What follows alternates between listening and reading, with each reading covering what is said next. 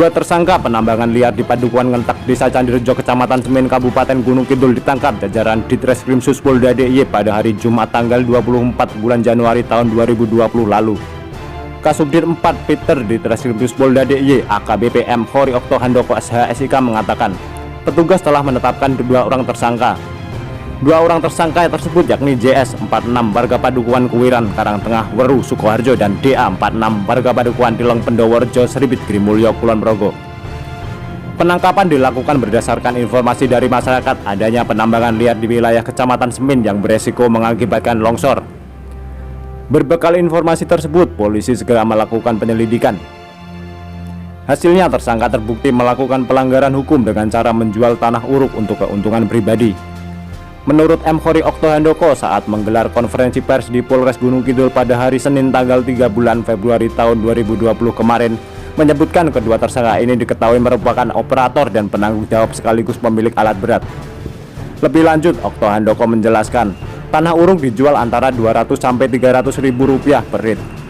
Dalam setiap harinya tersangka berhasil menjual uruk 20 sampai 25 truk. Hingga saat ini petugas telah menyita barang bukti berupa 1 eksavator dan 2 truk dam dan buku rekapan pengeluaran.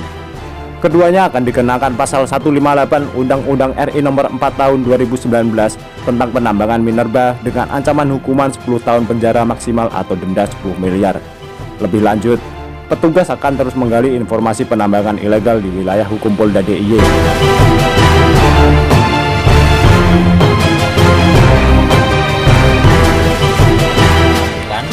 Untuk kita melakukan penegakan hukum tentang kasus illegal mining di wilayah Gunung Kidul.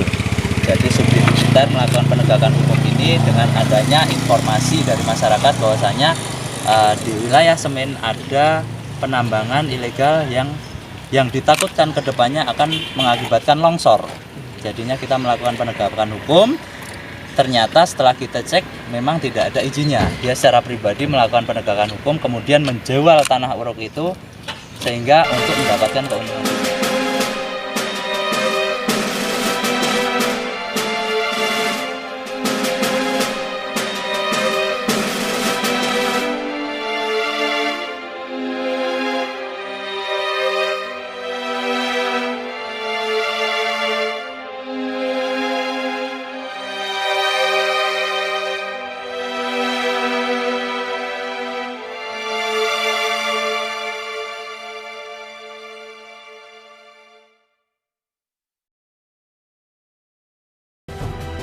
Pihak polisi juga menambahkan, setelah dilakukan pengembangan kasus ini tidak menutup kemungkinan akan muncul tersangka-tersangka baru. Dari Polres Gunung Kidul, Heri Prastawa, Info Gunung Kidul melaporkan.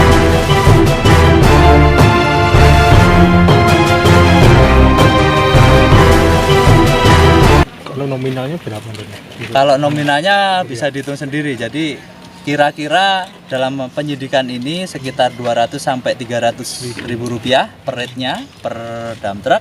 Kemudian setiap harinya sekitar 15 sampai 20 truk lah. Maksimalnya. Pasal yang dikenakan pasal 158 Undang-Undang Minerba dengan ancaman hukuman 10 tahun penjara maksimal.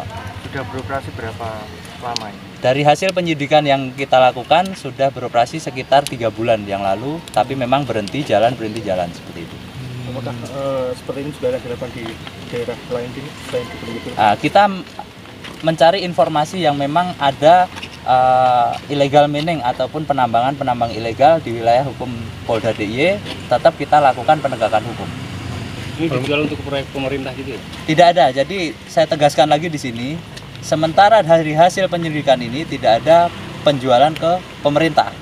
Jadi dia secara pribadi ada yang ngambil kemudian dijual secara pribadi ke orang-orang masyarakat sekitarnya.